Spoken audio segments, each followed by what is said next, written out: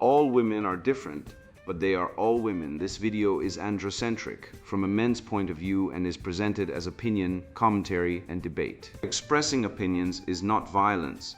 These are ideas to challenge, question, and argue in public, because classical liberalism relies on the First Amendment for its dialectic. If you are a feminist, then consider this. If patriarchy truly existed as claimed, feminism could not.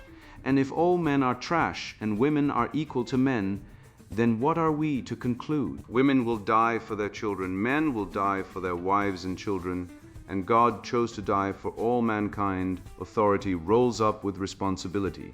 If this framing of facts offends you, click off to a cute cat video. Proceeding further will expose you to gamma bias and criticism directed at ideas, claims, institutions, not at any individual's virtue or dignity. Our method follows the 7 liberal arts: the trivium, grammar, logic, rhetoric, and the quadrivium, arithmetic, geometry, music, and astronomy, and the transcendentals, the good, true, and beautiful. If this framework is not for you, feel free to exit now. It's no disgrace. Women are wonderful. God bless America. Men are great. Feminismus delendus 8. The Tangled Web, How the State Enslaves Men Through Divorce and Abortion, written by Conrad Riker. Available now, links in description. The Tangled Web, a field guide for men who still notice reality. The Toothpaste Terrorist. How feminist parasites turned your travel bag, probiotics, and seat cushion into weapons of soft genocide to mask their own relentless extraction of your wealth, agency, and lifeblood. I once watched a woman order a $14 oat milk latte, paid for by a man whose travel toothpaste she would later diagnose as a tool of patriarchal violence, and I understood that civilization had not merely declined, it had climbed into a foam-padded crate and shipped itself to the abyss. The article you just read is not satire, though it reads like a parasite's complaint that the host has learned to chew his food properly before swallowing. Its author looks at a man who packs light, digests well, and sits comfortably and sees genocide. Not the kind with mass graves and witnessing tribunals, the kind with Colgate and acidophilus. This is what happens when a mind marinated in critical theory encounters a carry-on bag. The bag becomes a battlefield, the toothbrush a bayonet, and the probiotic a weapon of mass destruction. The woman who audits your soul for a living has decided that your dental hygiene is a microaggression against permanence. Let that settle. Your mouth is a crime scene.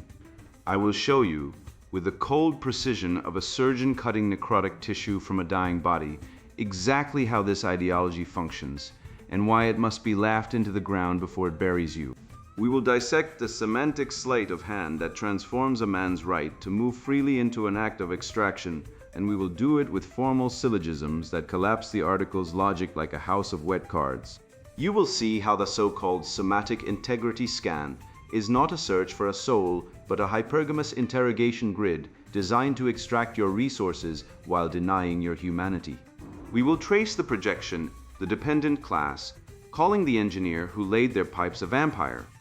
We will name the game resentment, the moralization of weakness, the translation of I cannot build into you must stop building. And we will ask the question the article dares not ask. Why, exactly, did the modern man start traveling light in the first place? The answer involves family court statistics, no-fault divorce, and a legal architecture that turned the full-size toothbrush in the holder into a lien against his future. He did not abandon the hearth. The hearth was rigged to explode, and the state handed the detonator to someone who calls his seat cushion an instrument of oppression. Come, let us tear the mask off this parasite's ultimatum, word by word, until the bare, grinning skull of ideological possession shows itself. You will leave this essay knowing exactly what they want from you, your stillness, your silence, your death, and why your toothpaste is the first battle line in the war for your own soul. Bunkum article by a feminist PhD. The packing list of the modern oppressor is surprisingly small. It does not require chains or whips. It requires only a few grams of normalized supremacy. Observe the itinerant male, the digital nomad or the high status grinder, as he prepares to invade yet another space. In his bag, you will find the trinity of his violence: the travel toothpaste, the probiotic capsule, and the memory foam seat cushion. These are not tools of hygiene, health, or comfort. They are instruments of bionomadic extraction. For too long, we have allowed the discourse of male self-improvement to mask the pathology of male escapism.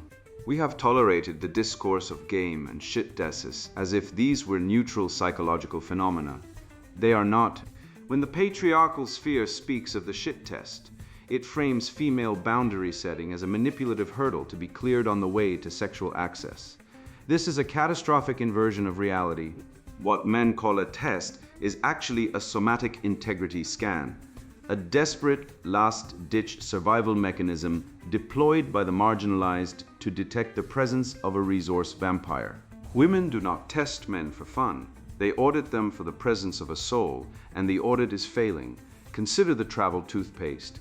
This tiny compressed tube is the ultimate symbol of the male refusal to commit. It is designed for the hit and run. It says, I am not staying, I'm not investing in your infrastructure. I will use your water, your light, and your emotional labor, and then I will zip up my bag and move to the next territory. The travel toothpaste is the physical manifestation of non-residency. It is the hygiene of the vagrant oppressor. Real men, men who are allies, men who are ready to do the work, do not have travel toothbrushes. They have a full-size brush in the holder, signifying their commitment to remain and repair. The travel tube is a microaggression against permanence. It is the flag of the colonizer planted on the sink. Then comes the internal pollution, the probiotic capsule. Here is the biohacking bro, obsessed with his microbiome while his macroethics are festering with rot. He swallows his billions of CFUs, colony-forming units, to ensure his digestion is perfect, completely ignoring the social dysentery he spreads wherever he goes. He optimizes his gut flora while his political stances are toxic. He wants the good bacteria to shield him from the consequences of his own consumption. The probiotic is the ultimate symbol of selfish health.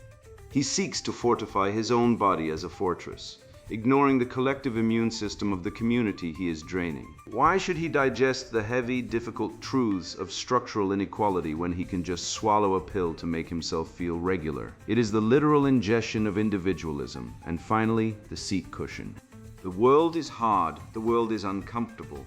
For the marginalized, the hardness of the world is a constant pressure, a source of chronic pain and exhaustion, but the oppressive male cannot endure the friction of reality. He brings his own cushion. He demands that the chair, the subway seat, the park bench conform to his ergonomic needs. This is extractive ergonomics. He expects the world to be soft for him. He expects the labor of women to cushion his fall and soften his blow. The seat cushion is a refusal to sit in the discomfort of his own complicity. It is a prophylactic against empathy. If he felt the hard wood of the truth, he might have to acknowledge that his comfort is bought with our suffering. These three objects form the core of the crisis. The man who travels light digests perfectly and sits softly is a man who is actively preparing to extract value and leave. We must recognize this bionomadic extraction for what it is, a soft genocide of stability. When men accuse women of continual masculine testing, they are really complaining that women are refusing to be disposable waypoints on their optimized journey. They are angry that the audits are getting harder to pass. The solution is not for women to stop auditing. The solution is to dismantle the infrastructure of male flight. We must stigmatize the travel toothpaste. We must politicize the probiotic. We must confiscate the cushion. Stillness is solidarity. If you are a man, your duty is to stop moving, stop optimizing, stop trying to pass the test. Instead, tear up the itinerary, pour out the capsules, and sit on the bare, hard floor of your own making.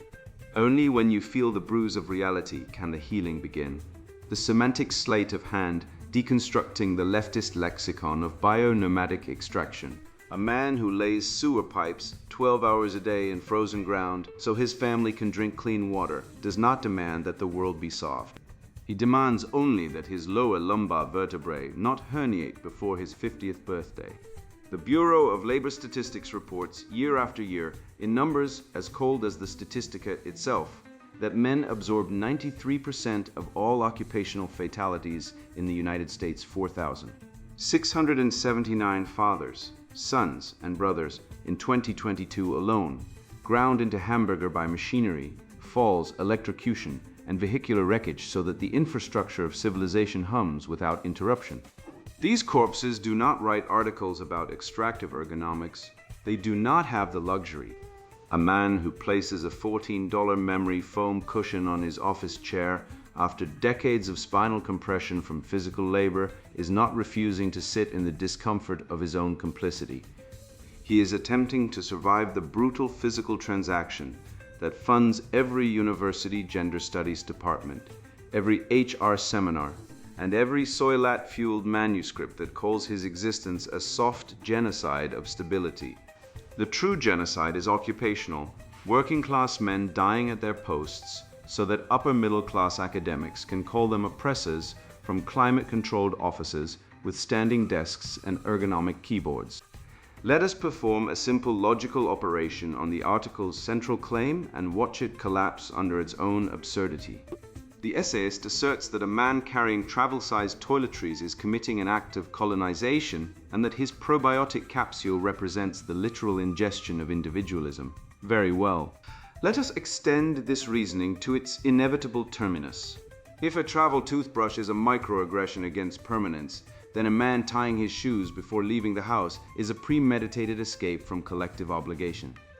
If optimizing one's gut bacteria is social dysentery, then eating a balanced breakfast is a hate crime against the hungry. If a seat cushion is a prophylactic against empathy, then wearing a coat in winter is a refusal to feel the chill of systemic injustice.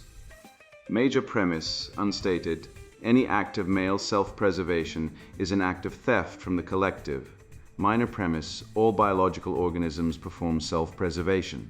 Conclusion, male existence itself is criminal. This is not analysis, it is a theology of original sin dressed in academic jargon, and its god is the castrated male who apologizes for breathing. The article rebrands the well-documented phenomenon of female relational aggression, the shit test, as a somatic integrity scan, which we are meant to believe is a desperate, last-ditch survival mechanism deployed by the marginalized to detect the presence of a resource vampire. The linguistic contortion required to perform this inversion would impress a circus acrobat. A shit test for the uninitiated is a biologically hardwired hypogamous interrogation. A woman deliberately provokes a man to gauge his confidence, his boundaries, and his willingness to enforce them. It is not a search for a soul. It is a search for a superior genetic and material specimen who will not collapse under pressure. The man who passes is rewarded with access. The man who fails is discarded. This is not auditing for the presence of a soul. It is a primordial commodities assessment, and the commodity being assessed is male utility. The article's author knows this at some level, which is precisely why she must construct such an elaborate euphemism to disguise it. The euphemism factory always works overtime when reality is most damning. Consider what it means to call the mobile productive male a colonizer and a vagrant oppressor who uses your water, your light, and your emotional labor. Who laid the aqueducts, who wired the electrical grid? Who built the plumbing, the roads, the fiber optic cables, the cell towers, and the server farms hosting this deranged manifesto? The man did not arrive as a colonizer to drain existing infrastructure.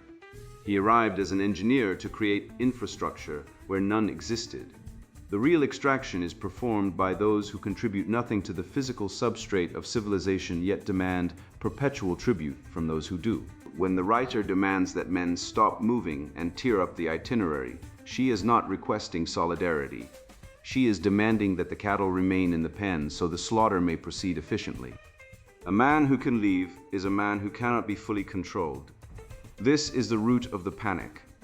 Tyrants always begin by hijacking language, because whoever controls the definitions controls the perimeter of permissible thought.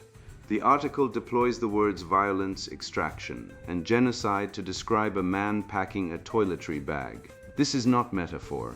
It is semantic inflation, a deliberate rhetorical strategy that strips words of their specific gravity and repurposes them as emotional blunt instruments. When violence means both punching someone in the face and carrying a small tube of Colgate, the word ceases to mean anything at all. When genocide describes both the systematic extermination of 6 million Jews and a digital nomad's packing list, the concept of genocide has been defiled beyond recognition. This is not accidental. If basic male mobility can be framed as mass murder, then any response, including state violence against mobile men, can be framed as self-defense. The inflation is not rhetorical decoration. It is the architecture of totalitarianism. The article's treatment of the probiotic capsule reveals the ideological kernel with startling clarity. A man who optimizes his microbiome is accused of spreading social dysentery and engaging in the literal ingestion of individualism. Read that sentence again. The act of maintaining one's physical health is recast as a political crime. Why? Because a healthy, self-sufficient man is a man who cannot be easily governed. The gynocentric collectivist apparatus requires men to be weak, dependent, depleted of vitality, and perpetually apologizing for their existence. A man who takes care of his body is a man who might have energy left over after paying his tax burden. Energy that could be directed toward his own interests, his own pursuits, his own freedom. Health must therefore be politicized and stigmatized as selfishness. The collective does not want healthy men. It wants broken oxen who pull the cart without complaint and die quietly when their usefulness expires. Let us formalize the article's hidden reasoning and watch it disintegrate under logical scrutiny. Major premise, unstated. Any man who retains the capacity to leave a given arrangement is committing an act of theft against those who benefit from his presence. Minor premise. The travel toothpaste facilitates the man's capacity to leave. Conclusion. The travel toothpaste is an instrument of violence. The unstated major premise is the rotting timber holding up the entire structure, and it is a formal fallacy of breathtaking proportions. Mobility is not theft. Agency is not aggression. The right to exit a situation that has become hostile or unfavorable is the most fundamental liberty a free agent possesses. The article demands that men surrender this right and calls the surrender solidarity. A prison warden makes the same demand using different vocabulary. The truth about male non-residency is this: men do not carry travel toothpaste because they fear commitment. They carry travel toothpaste because commitment has been weaponized against them by the state. In family courts across the Western world, marriage has been transmuted into a contract of indentured servitude where the man's assets, income, and future earnings are treated as communal property extractable on demand, while his parental rights can be severed on an unverified accusation. 70 to 80% of divorces are initiated by women. Custody is awarded to mothers in over 80% of contested cases. Paternity fraud rates suggest that between 2 and 10% of men listed as fathers on birth certificates are not the biological parents of the children they are financially obligated to support. The state has made permanence a trap. The travel toothpaste is not a rejection of commitment. It is a rational response to a legal regime that punishes commitment with financial destruction and the loss of one's children. Men do not flee because they are broken. They flee because they are sane. The final command, stillness is solidarity, is the unmasking. Stillness is not solidarity. Stillness is death. Movement, agency, the power to withdraw one's labor and one's presence from a hostile arrangement. These are the attributes of a free man. Every tyranny in history has demanded that its subjects stay still, stay quiet, and stay useful. The article's author is not unique. She is merely the latest in a long procession of ideological commissars who understand that the escapees are the most dangerous because they prove by their departure that life outside the compound is possible. The man with the travel toothpaste is not a colonizer. He is a refugee, and the regime that calls his freedom violence has revealed in that single word everything you need to know about its intentions for you. They dress your chains in the language of community. They forge your manacles from the soft gauze-wrapped metal of healing.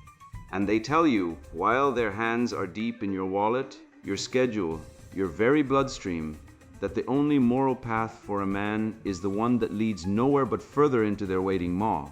But strip away the therapeutic vocabulary, peel back the decals of care and repair, and you are left with one irreducible fact, a truth so plain it requires a full decade of academic lobotomization to avoid seeing. The parasite's ultimatum, exposing the psychology of stillness as solidarity. A man who cannot leave is a slave.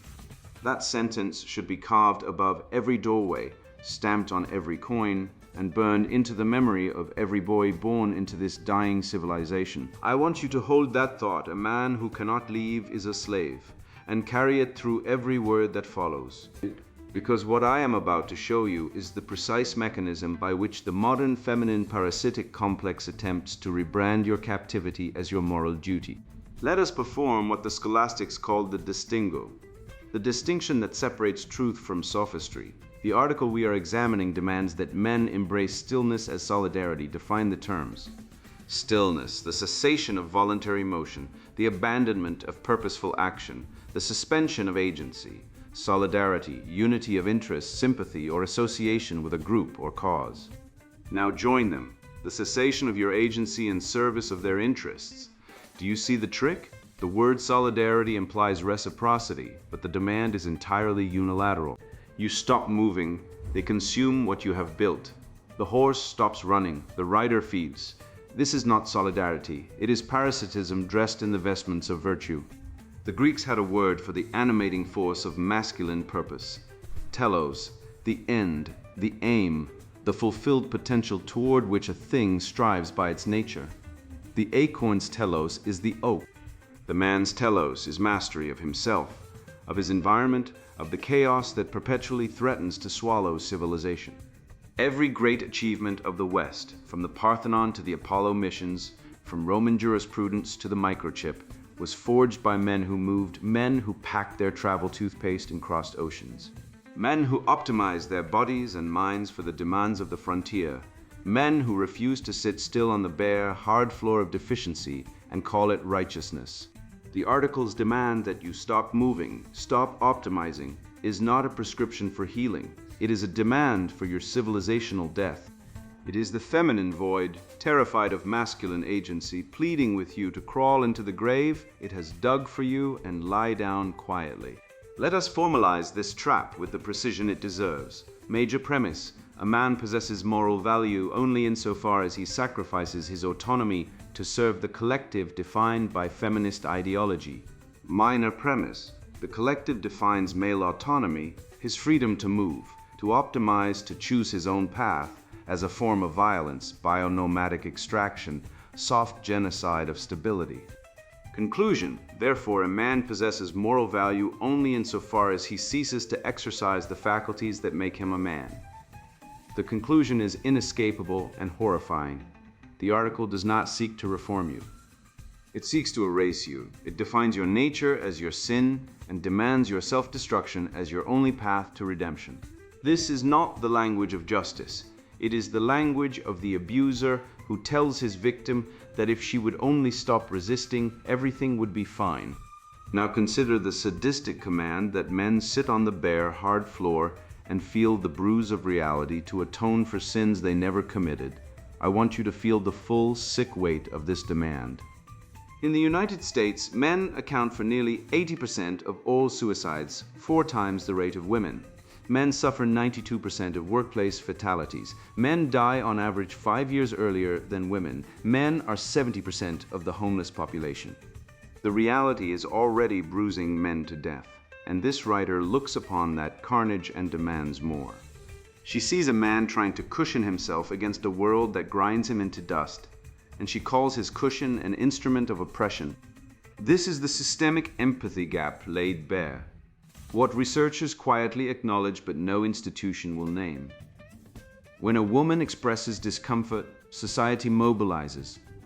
Programs are funded, policies are changed, language is policed, and entire academic departments are erected to catalog her grievances. When a man expresses discomfort, he is told to sit on a hard floor and reflect on his complicity. His pain is not merely ignored, it is moralized as his just desert. The cushion is denied to him not because cushions are scarce, but because his comfort is framed as an affront to those who have demanded the right to drain him without resistance.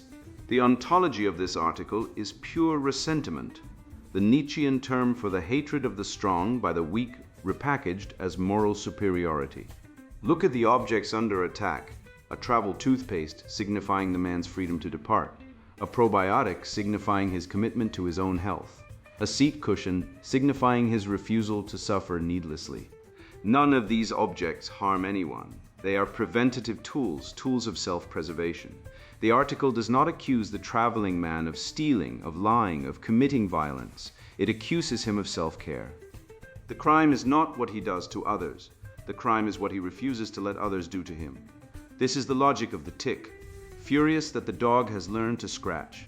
Consider, if you will, the grotesque irony of the full-sized brush proposal. The article tells you that a real man leaves a full-sized toothbrush in the holder, signifying his commitment to remain and repair. Very well.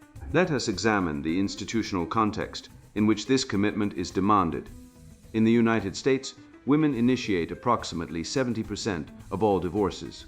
In family courts, mothers receive sole custody in over 80% of cases where custody is disputed. A man who marries today faces a 1 in 3 chance of being divorced, and if that divorce occurs, he faces a better than even chance of losing his children, his home, and a third or more of his after-tax income for decades. He is, in many jurisdictions, legally liable for children that DNA testing proves are not his own. The cuckoldry rate among men who request paternity testing hovers between 10% and 30%, depending on the study. Yet legal systems in many Western nations enforce child support obligations regardless of biological paternity once a man has accepted the role of provider. So when the article asks you to leave your full-sized brush in the holder, it is asking you to chain yourself to a system that can destroy you at any moment, on any pretext, with no due process and no appeal. It is asking you to make an irrevocable, unilateral commitment to an institution that offers you no reciprocal guarantee. It is asking you to sign a contract that the other party can tear up at will while holding you to every clause.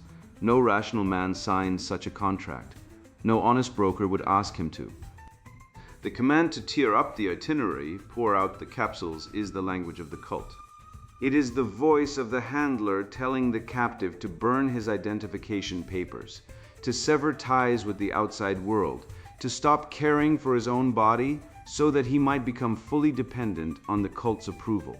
The article frames the tools of male health and autonomy as poisons, while framing the surrender of male agency as healing. This is inversion of the highest order, the satanic recalibration where the medicine is called poison and the poison is called medicine. The man who takes a probiotic is optimizing his gut flora while his macroethics fester with rot. But what are these rotting macroethics? The article never says. It merely asserts that any man who takes care of himself while failing to submit to the collective agenda is morally deficient. The charge is unfalsifiable. There is no action a man can take short of total self-abnegation that would satisfy it. This is not moral reasoning. It is a thought-terminating cliché designed to paralyze rather than persuade. The infantile core of this ideology reveals itself in the framing of the community. What community? Name it. Define its boundaries. Specify its obligations, its reciprocal duties, its terms of membership. The article cannot do this because the community it invokes is not a genuine polis. It is a dependent class that requires a host. The community is the woman who offers no loyalty but demands lifetime provision. The community is the state that taxes men at higher effective rates to fund programs from which they receive no benefit. The community is the HR department that treats male competence as a threat and male presence as a liability. The self-actualized man, the high-status grinder, is a threat not because he harms this community, but because he models an alternative to it. He demonstrates that a man can be healthy, mobile, independent, and free. And that demonstration is the one thing the parasitic order cannot tolerate, because it breaks the spell of dependence that keeps the host docile. I will tell you what the travel toothpaste really is. It is the symbol of a man who has read the contract, seen the hidden clauses, and chosen to retain his freedom of exit. It is the mark of a man who understands that in a genocentric legal and cultural order, the moment you unpack your bags is the moment you become legally and financially capturable. The toothpaste is not violence, it is prudence. The probiotic is not selfishness, it is the maintenance of the vessel without which no contribution to any genuine community is possible. The cushion is not extraction, it is the rational refusal to suffer for the sake of those who would call your suffering justice. The man who built this civilization did not sit still. He did not pour out his medicine. He did not embrace the hard floor of guilt for crimes he never committed. He moved, he explored, he built, he optimized. He carried his travel toothpaste across continents, and where he went, he left cathedrals, universities, constitutions, and the entire apparatus of law, science, and art that the resentful parasites now use to condemn him. Your duty is not to their stillness. Your duty is to your own telos, to move, to build, to master, and to refuse, with every fiber of your being, the parasite's ultimatum that you die so that it might live. I want you to picture something for me. Picture the Roman paterfamilias, the man who built the aqueducts, who laid the stones of the forum, who conceived of lex and jus, and the very notion that a man's home is his castle. Now picture him standing at the border of his own property, holding a travel toothbrush, while a blue-haired academic with a gender studies degree explains to him that his crest complete is, in actual fact, an instrument of colonial violence. The absurdity would make a Stoic weep, but here we are. We have arrived at the terminus of a civilization that now counts basic hygiene among its sins. The article demands stillness. It commands you to stop moving, stop optimizing, stop improving, and sit on the bare floor of your own ruin. I want to name what this is with the precision the Latin language was built to supply. This is acebitus, the bitterness of the powerless who cannot achieve excellence, so they moralize their incapacity and call your competence a sin. The woman who wrote that article does not want you to sit on a hard floor because it will heal you. She wants you to sit still because a moving target is harder to drain. The vampire always prefers a sleeping victim. Stillness is solidarity is the most honest phrase in the entire essay, because what it truly means is surrender is compliance, and compliance is your function. But here is what the parasite can never understand about the host. It seeks to immobilize. Men do not build because they are forced to build. They do not move because they are driven. They do not optimize because they are obsessive. They do these things because the masculine soul is constituted by telos, by purpose, by directed motion, by the logos that orders chaos into form. The aqueduct does not apologize for carrying water. The arch does not beg forgiveness for bearing weight. The cathedral does not feel shame for reaching toward the heavens. And neither should you. Take your probiotic. Pack your travel toothbrush, sit on your cushion if your back aches from the labor that funds a civilization that despises you. Then stand up, walk out the door, and remember that every single institution now arrayed against your basic self-preservation was built by men exactly like you, and can be rebuilt or abandoned and replaced by men exactly like you. You owe the collective nothing. You owe the auditors nothing. You owe the community that calls your hygiene a hate crime entirely nothing. What you owe is to yourself, to the truth, and to the tradition of rational men who refused to kneel when told that kneeling was justice. That tradition is not dead. You are proof of it. You read this far because something in you still recognizes the difference between a leash and a lifeline. Trust that instinct.